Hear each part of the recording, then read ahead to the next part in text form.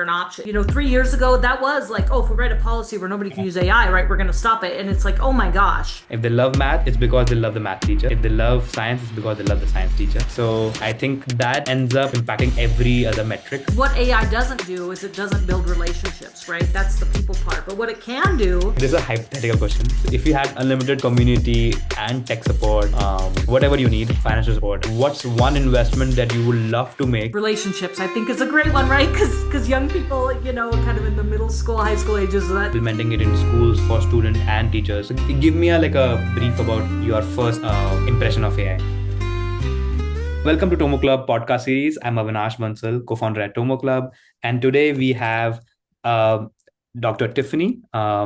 She is a superintendent from Anaconda School District, and we had a very interesting conversation before we started. How the name originated from a mining company which was based out of South America, and the city got a name from that. So, really excited to have you, Tiffany, on our panel discussion today. And the today's topic is also very interesting about the student belonging. How do we link it to engagement, attendance, and behavior? I think it becomes a central part of a lot of people's school motive or school statement, purpose statement, but very few of them actually imbibe it in their school culture. So we'll definitely figure that out, how you guys are approaching it. But first of all, welcome to the podcast. yes, thank you. This is just a great opportunity, and I'm very excited to chat with you today. Perfect.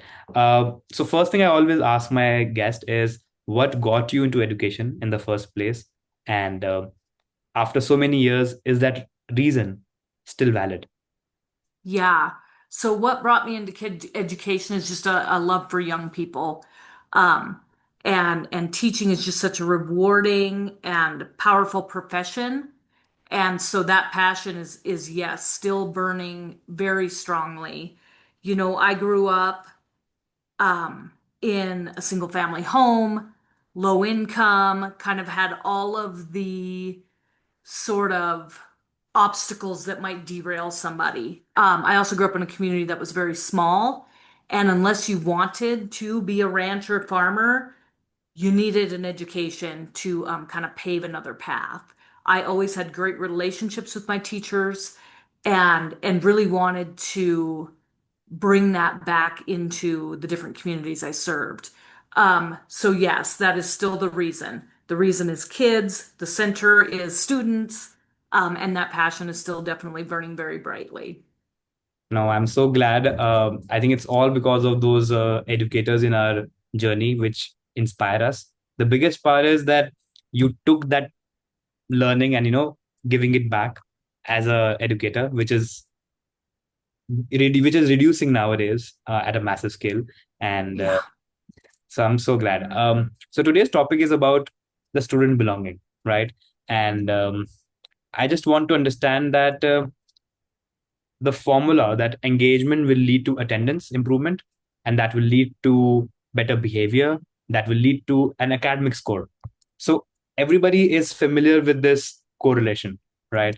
But have you guys tried to do any numerical analysis on it, where you guys have to put all this into numbers and not just um, a correlation? Yeah, that's always kind of the framework to approach anything, right? What are we doing? Why are we doing it? And how do we know we're successful? And Yeah. that numbers piece kind of answers that. How do we know we're successful? So, I'm in my first year of the superintendency here in Anaconda. And so right now it's just building the baseline. What numbers do we have, right? We have test score numbers, we have attendance numbers, we have behavior numbers, and as far as referrals or whatever kind of internal systems that the schools have. So where are we starting?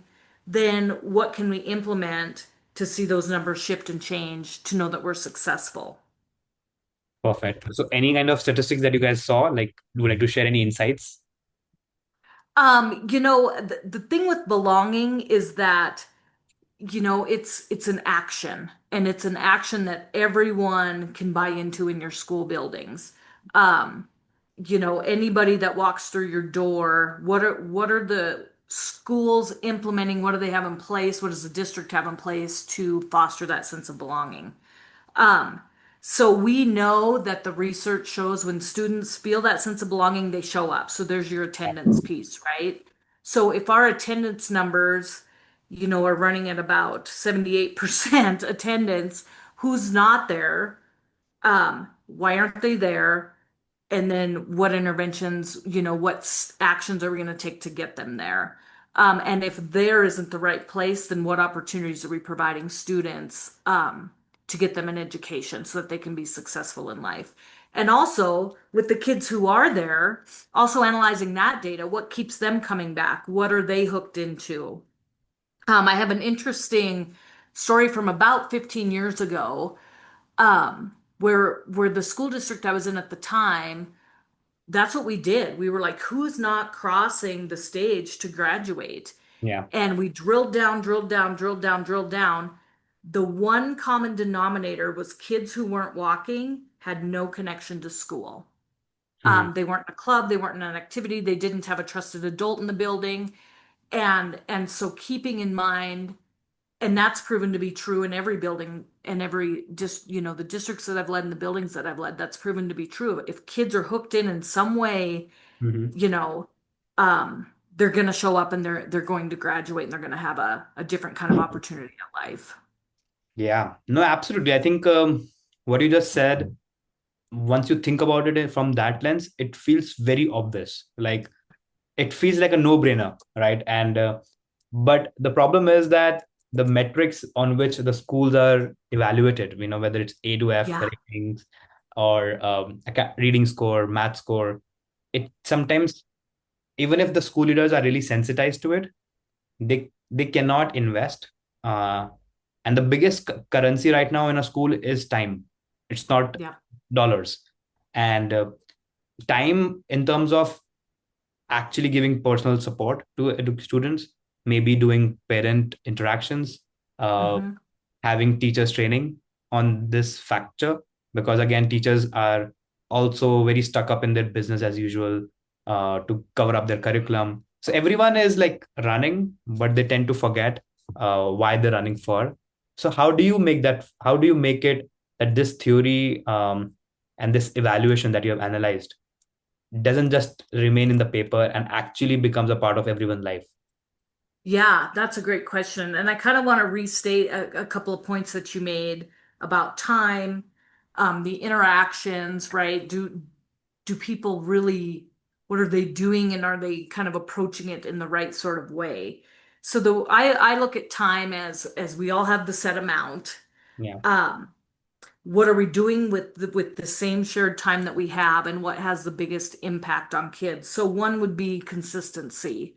Hmm. Um, and I'm a big believer in what I call the 1% theory, and my my entire district here has heard it. It was a theme one year when I was a principal in an elementary building in a different district. What are those small things you can do every single day, again and again and again, that ultimately have a large impact? Standing at the door and greeting kids, right? It's to go back to what you said earlier, it seems so obvious, right? Boy, you see the kid's face smiling, they see you. They rely on those things. That's a small thing you can do again and again. The little check-ins with kids. If you've got them there for your 45-minute class period, that's your time frame. How are you optimizing each minute of that, to make a kid feel like this is a really special place? Um, and having worked with hundreds and hundreds of teachers through the years, it's, I'd ask kids, why is this your favorite teacher? Why is this your favorite class? Why do you feel like this is the one that kind of does it for you? While we need a guaranteed viable curriculum for kiddos, we need consistency that way. We do need some data pieces to kind of look at how kids are doing. It wasn't any of those. It was, oh, the class is fun. Well, what does fun mean? Well, the teacher just kind of checks in with me, Yeah. right? And so just the student perception of they weren't doing anything great or grand or a big show. It was just these simple relational pieces, Hmm.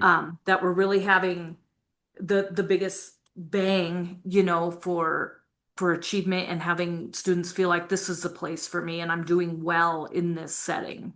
Yeah.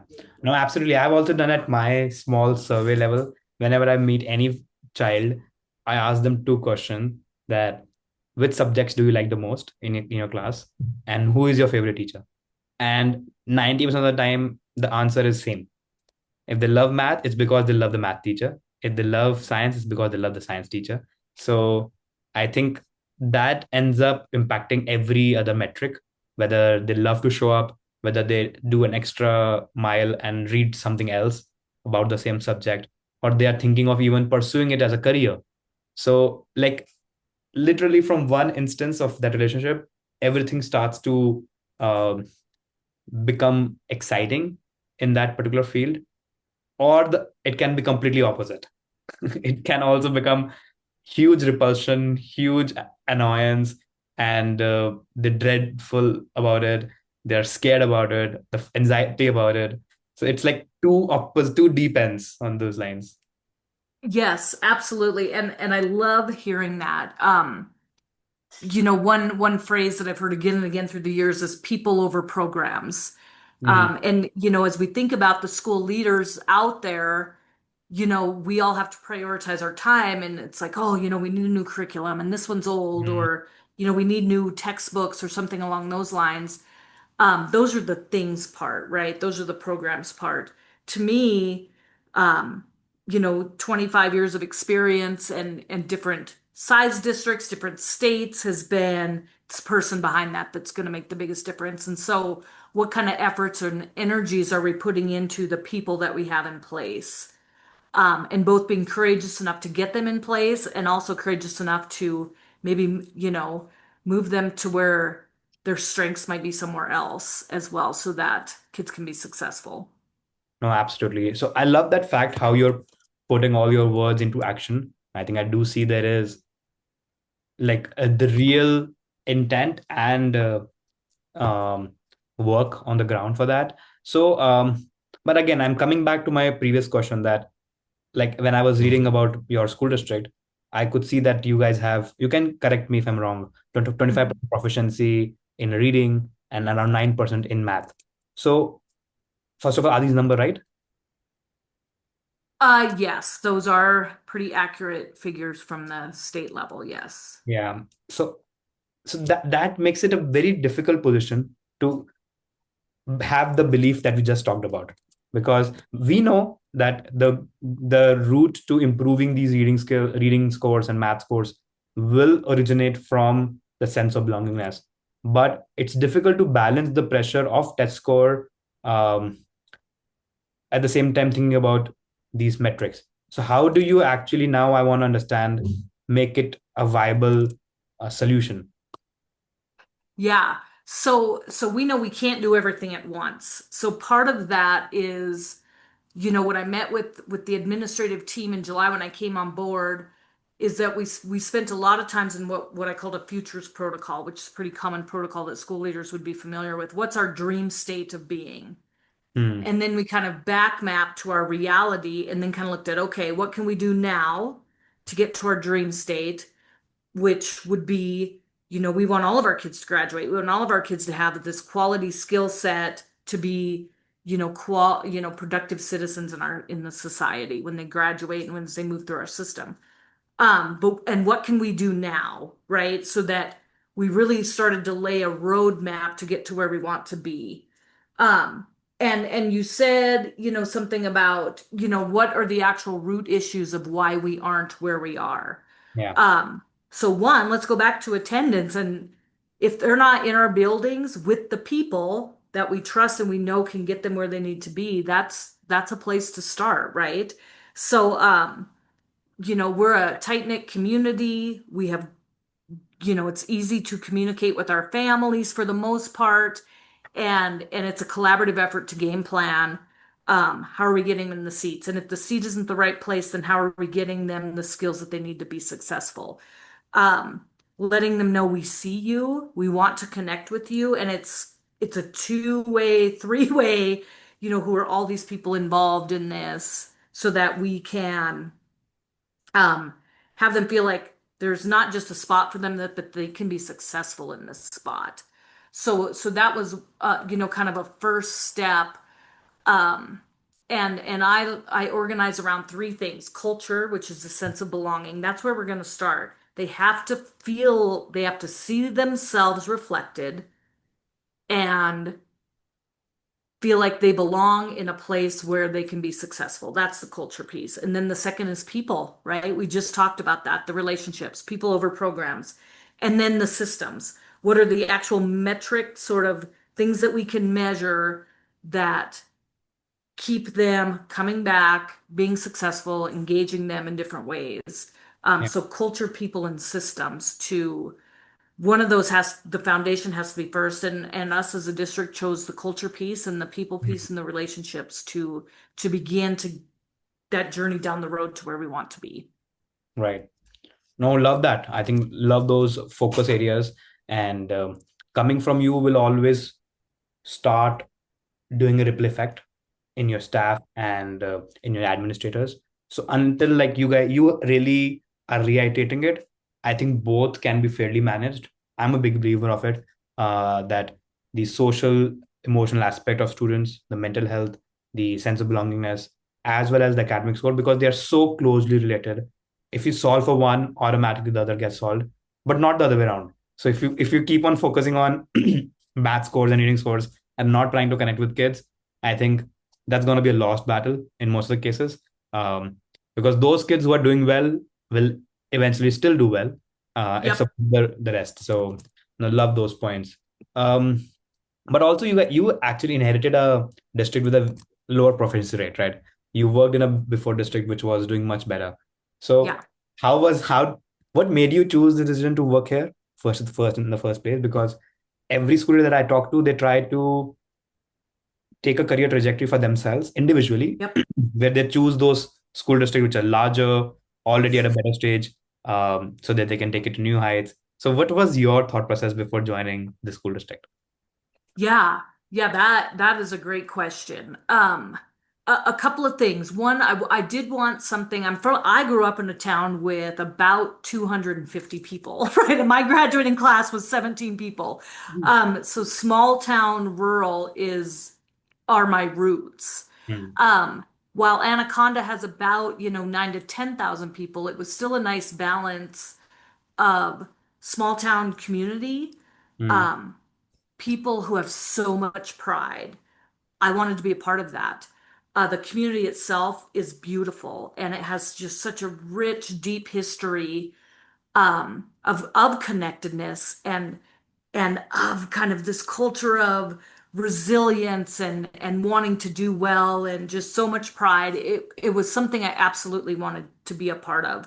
Also, as leaders and we get kind of older in our in our journeys, we have things ourselves to worry about that we can't forget as leaders and being close to family was one of those decisions. And so this town offered all of those opportunities of great people, a community culture that I wanted to be a part of, as well as just kind of opportunities to give back in different ways than I'd had been able to in the past.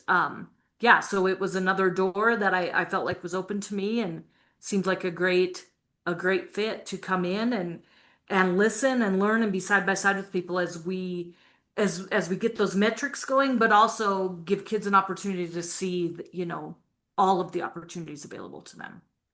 no, I love it. I think I'm absolutely adore that you thought about it very strategically from your personal uh, motivation, rather than just external motivation.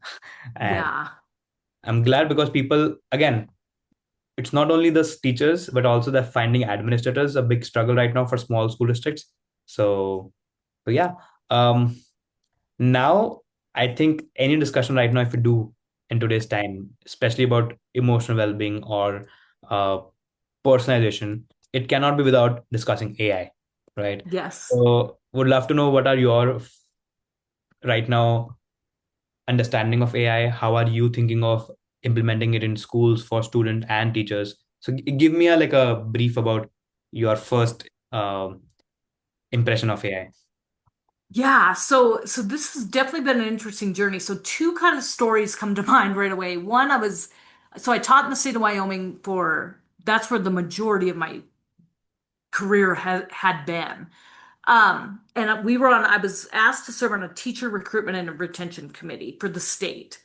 And so I was in a group with the superintendent, and she was one of the first people. So this was probably 2022. So only 3 years ago, right? So I'm going to say only kind of in quotation marks because my next story is going to show just how rapidly this thinking has changed. She was really one of the first leaders that I heard, creating policy around AI. How do we get teachers to use it? And let's go back to that idea of belonging and connectedness and time, right? To save time and, you know, move into a more contemporary way of planning and utilizing our time. Um, because what AI doesn't do is it doesn't build relationships, right? That's the people part. But what it can do is help with lesson plans and help with unit planning and proficiency scales and kind of all the things that need to exist, all the tangibles that need to exist to have a quality education system so that you can free your time to build those relationships, to engage with kids. So again, kind of that elasticity of time itself, we only have X amount. How are we using it? So AI, I found, can help us on the backside of the thing part so that we can put our energy into the people part, which then comes back to that sense of belonging.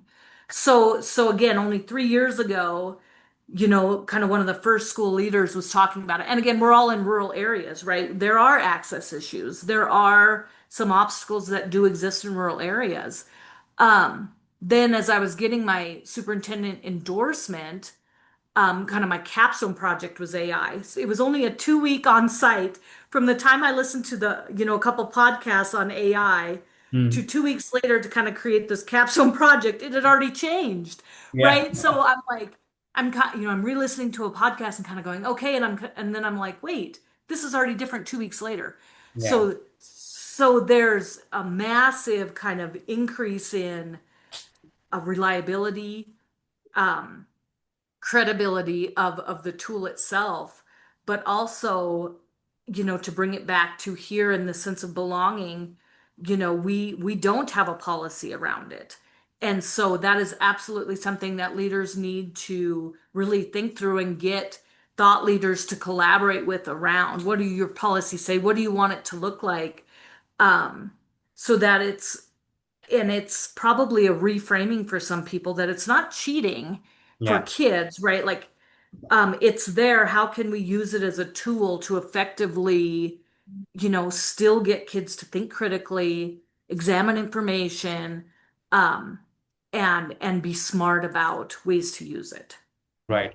No, absolutely. I'm following with the view that, but the problem is that even if we don't have the policy, the kids are anyways using it, right? And if we talk about, like, in my particular understanding, there are at least 6 to 7 different domains where use of AI comes under the red zone, right? Whether a student asking it for medical needs, they're asking for relationship advice, mental health advice, or any kind of financial advice, maybe also. So there are a lot of places where I 100% believe that it should not be the go-to place, um, especially if you're struggling. So because but the students are gonna anyways use it. So the problem is that the problem statement is here is telling them how to use it more responsibly. Um, that's the only way I see right now is where the job of an educator or a job of a school is. Uh, it's like a phenomenon happening in real time, uh, whether we like it or not, whether we have no control to ban it, or to restrict it, or to create guardrails also. Even if we invest in a product like Canamigo or Magic School and invest and put it into our school, maybe we can put guardrails in the school system. What if outside? And educators, the point is, if you take example of social media, the social media was not promoted by school, but they have to still face and still educate the kids about it. So same is gonna be go with AI. So have you done anything around training or educating teacher, parents, or students on it till now, or you're planning to? Yes, so you just nailed all of the things, right? That are running through our minds. And a couple of words stick out that you said. This idea of real time, right? How do we even keep up with it? We Yeah. know it's happening. So stopping it is no longer an option. 3 years ago, that was like, oh, if we write a policy where nobody can use AI, right, we're going to stop it. And it's like, oh my gosh, that's no longer realistic. And I hope that school leaders are out there kind of thinking, okay, this is not a viable option for us. So Yeah. real time was something that stood out. Also, the example and the reference to social media. Two things came to mind as I heard you say that. And one was what's the trusted source and what's the credible source? And that ties directly back to AI. Um, and three skill sets come to mind as I think about student use. Problem solving.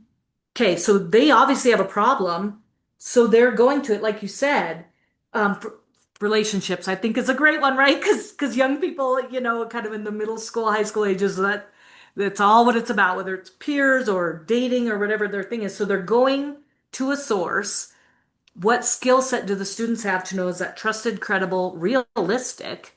Um, and reasonable, right? So how are we teaching those skills to kids when they're in front of us and in the classrooms with us? So problem solving, are they going to the trusted and credible places? This critical thinking, is that a reasonable choice, right? And so I always like to start, what's our current state? Right? And then is that a reasonable, viable solution? Um, and, kind of in the traditional classrooms, you could use history to be like, okay, this was the problem they were trying to solve. Are the solutions, were they really reasonable or not?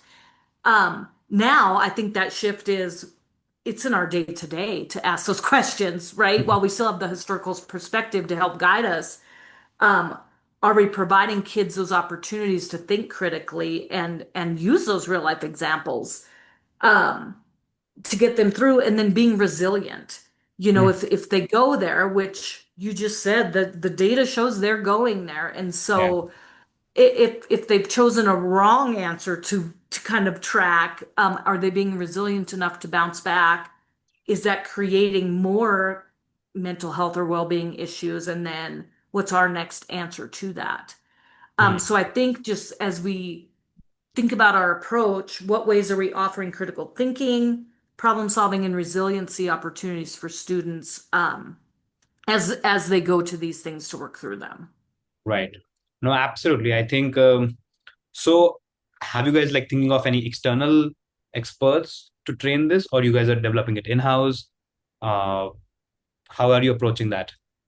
Yeah, that is a great question. Just last week I was at a conference, and AI, was one of those kind of paths of learning that leaders could follow for us.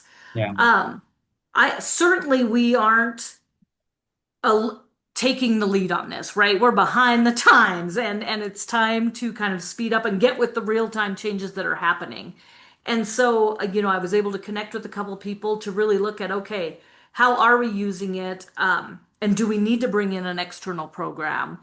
And still to go back to our sense of belonging, how can we still have that personal aspect with kind of this artificial aspect that's trying to pull off being able to give advice on relationships, or getting along in the school place, or bullying, right? Because those are tangible real life people things. In what ways can this artificial intelligence help with that, or what new obstacles is it creating for us? Yeah. Absolutely. So perfect. Also would love to know, there was one thing that I read about, you followed something like doctor's notes. Tell us about Yes. what's that? What's the motive behind it, and how does it work? Yeah. So I always try to. So I was a former English teacher. I love to write. I love to be creative, and so I'm always thinking of creative little slogans, Mm. that engage people and kind of make them think, oh, what's this about? I'll give Mm. another example. I started what I call in the loop with the soup here in the community, and it's just a weekly. I pick a place to go each week, and if you want to be in the loop, I can tell you what we're up to. I'm here to listen, and so that people have loved that. They're like, oh, that's creative. And so Doctor's Note Hmm. um, was another sort of just being creative with people, and it's written just like a doctor's note would be. I have my EDD in curriculum and instruction, and so it's just a chance to, kind of turn into writing where we're going as a district, what I'm looking for from the community, the feedback that I'd like to hear. So it's just a clever, creative way to engage the community and know that it was coming from me. Again, a trusted, credible source for school district information. Like when you see the Yeah. doctor's note, you can know that yeah, it's been researched and it's the truth about, where we're going or what we're thinking about. Nice. So who has been the audience? Like, where is it printed? Is it accessible to us? How does it go? Yeah. Yeah. So it's printed. We have a twice a week local newspaper. It's printed there. It comes out the first Friday of every month. And so my next one is I'm actually submitting it this afternoon. It's going to be on kindness and belonging. We Oh, nice. just did a training with adults and students the last 2 days on those exact two things. And so it always includes kind of this is what we're doing, this is why it's important, and these are other ways that you in your family or in our community can build this kindness and sense of belonging piece so that we're all moving in the same direction. Please send me a copy. I would love to read about it. Because Absolutely. like as an organization, I didn't tell you, like Tomo Club stand for Tomorrow Club, and we have a very Yeah. idea that we want to prepare schools for tomorrow. And when we say schools, we means both teachers and students. And if I talk about the tomorrow skills, whether it's AI readiness, or whether it is social emotional learning and skills comes along with it, I think collaboration, emotional intelligence, and these all contribute to belongingness. So we like really in the intersection of all these points. So we'd love to know how you are approaching this. Oh my gosh, I love that. And that was one of the appealing aspects when we connected, and I did my research on this, like, oh, this is great. It's great for a couple reasons because it validates we don't have all the answers today, but you know Yeah, what? We're asking questions, we're being curious about tomorrow so that, everybody has to start somewhere. And so why can't it be us as we think about these things? yeah, Um, of course, the mental health and well-being, has definitely risen to the surface. This idea of emotional intelligences. I'm actually doing a leadership program with my administrative team on that exact thing. Where are our strengths in the emotional intelligence realm, and how do we bring that to our leadership, as well as where can we grow and how might that affect our how people perceive us or how we approach problems and problem solving with our staffs and our district. So I absolutely love that. And it's a continuing improvement cycle. So this tomorrow skills and this tomorrow idea fits right into that. And there are tangible subjects like AI, yeah, but there's also tangible things like, approachability and how you deliver messages. And as we think as school leaders, what about us? Some of us can use humor really well and some can't, but those who can't use humor well, what are their strengths emotionally that attract people to them and kind of lead to that buy-in as you move forward and try to move your district forward for tomorrow. yeah. No, absolutely. So I will definitely connect to you on that as well. Um, Yes, I think that's great. Last thing that I want to ask about this podcast. Okay, this is a hypothetical question. So if you had unlimited community and tech support, whatever you need, financial support, what's one investment that you would love to make that would Oh. strengthen the belonging, attendance, behavior triangle? Mm-hmm. Boy, it would be the opportunity for students, the opportunity for teachers and schools to remain relevant. Hmm. Um, And I think to remain relevant, they need to understand what's happening both in their community and their larger region, and even, you could even go globally, right? And so one thing that could mean is how are we breaking down these traditional classroom walls and doors and getting them out into real life scenarios. So if it was community tech financially, it would be you know, and now people like to categorize these things, right? It might be called work-based learning or school to work things, Mm. but even with kindergartners, what problems exist for them? Man, there's no grass on my playground and I want to play kickball, right? A kindergartner might be thinking that. Why isn't there grass? And what can we do, right? Can we get out there and plant some ourselves? Do we need to buy some sod and then have the kids lay it, right? Just giving them kids see the issues and have the best ideas of anyone, right? And so how are we engaging them and then giving them the access and the opportunity to get out there and get after it. So to me, it's breaking down those walls and doors and getting them out there, really looking at relevant, important issues that they can contribute to solving and then giving them the tools to do that. Beautiful. No, that's a great place to invest, honestly. And with that, I would definitely take a pause here. This has been a lovely discussion. I'm sure definitely it's going to be helpful for the school leaders out there. So thank you so much for taking your time, Tiffany. Oh my gosh, you have been amazing. This has been wonderful. You've had me thinking about so many great topics and thinking about tomorrow, which is bright and hopeful. Perfect. Thank you so much. Have a good day. Thank you. Thanks for tuning in. For more information about TomoClub, visit TomoClub or follow us on our socials. Stay curious, keep learning, and we'll see you next time.